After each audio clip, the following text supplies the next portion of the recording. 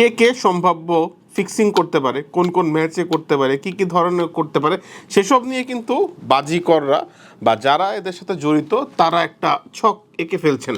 এবং আজকে একটা গণমাধ্যমে খবর প্রকাশিত হয়েছে যে একজন তরুণ পেসারকে অফার দেওয়া হয়েছে একটি বিশেষ ম্যাচে বা কয়েকটা ম্যাচের কয়েকটা ঘটনা উলটপালট করে দেওয়ার জন্য, এবং সে প্রস্তাবটা এসেছে একজন সিনিয়র ক্রিকেটারের কাছ থেকে যার বয়স 30-এর বেশি।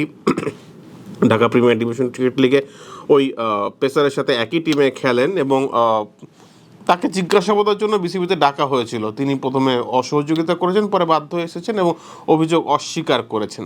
সো বিপিএলের দশা হচ্ছে এখন এরকম। এবং আরও শোনা গিয়েছে বা আরেকটি গণমাধ্যম খবর জানিয়েছে যে মিরপুর স্টেডিয়ামের আশেপাশে যেসব বিল্ডিং আছে, উঁচু দালান আছে, সেই দালানগুলোর ছাদ ভাড়া দেওয়া হয় ম্যাচের সময়, যাতে ওইখান থেকে লাইভের সুবিধা নিয়ে ম্যাচের রেজাল্ট জানা যায় এবং সেখান থেকে লাইভ বেটিং চালু করা যায়। তো সেই ছাদগুলোর ভাড়াও মোটামুটি আকাশচুম্বী। প্রত্যেক ম্যাচে নাকি ওই ছাদগুলো 1 লাখ টাকা করে ভাড়া দেওয়া হয়। সো রমরমা একটা ব্যবসা চলছে। প্রশ্ন হচ্ছে, এই যে ব্যবসাটা চলছে বা এই যে খেলোয়াড়রা বা খেলোয়াড়ের সংশ্লিষ্ট আশেপাশের মানুষরা ম্যাচ পাতানোর চেষ্টা করছেন বা স্পট ফিক্সিং করার চেষ্টা করছে, সেগুলো আটকানো যাচ্ছে না কেন?